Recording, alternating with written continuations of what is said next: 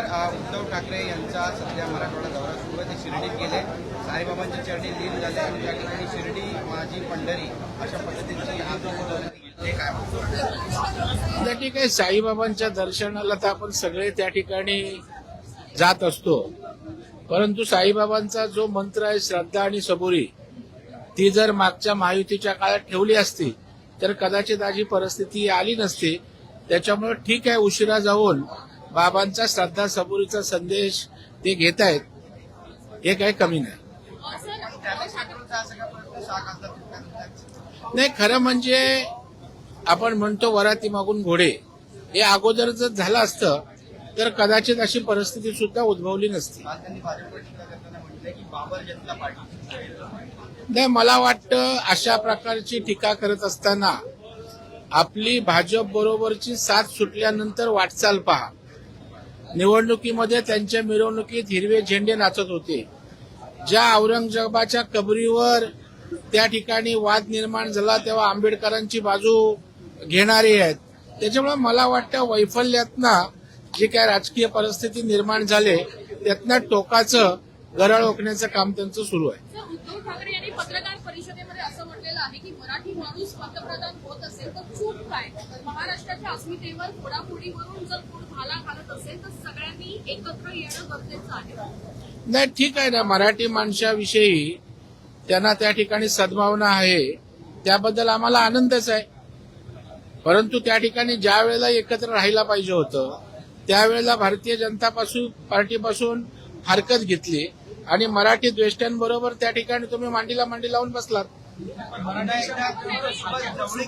त्यांनी असं म्हटलेलं आहे की फडणवीस यांची काळजी वाटते आणि नितीन गडकरी संघाचा चेहरा असून पण त्यांना बदनाम करण्यात आलं.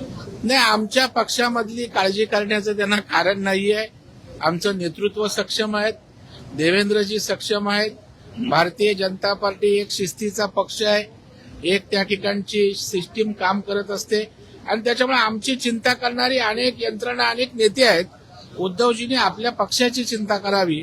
ज्या पद्धतीनं घसरण पक्षाशी सुरू आहे त्याची आम्हाला काळजी आहे, उद्धवजींची आम्हाला काळजी आहे.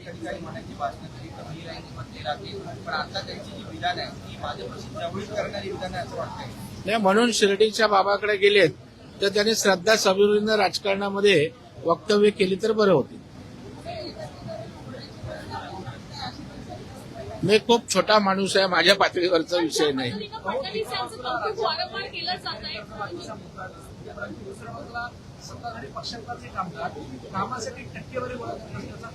नाही, अजून त्याची सत्यता त्या ठिकाणी बाहेर यायची आहे.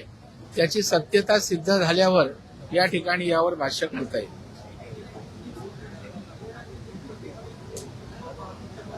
बोललो ना आता.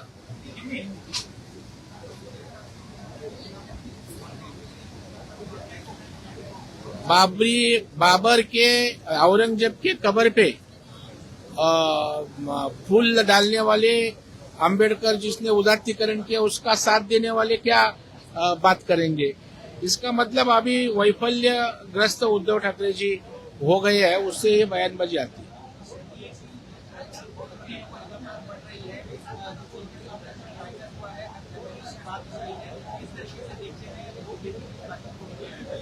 नहीं, हमारी एनडीए की ताकत बढ़ती है, हमारा सहयोगी पक्ष शिंदे साहब की ताकत बढ़ती है. ओवरऑल देश में एनडीए की ताकत बढ़ रही है और महाराष्ट्र में भी एनडीए मजबूत हो रही है.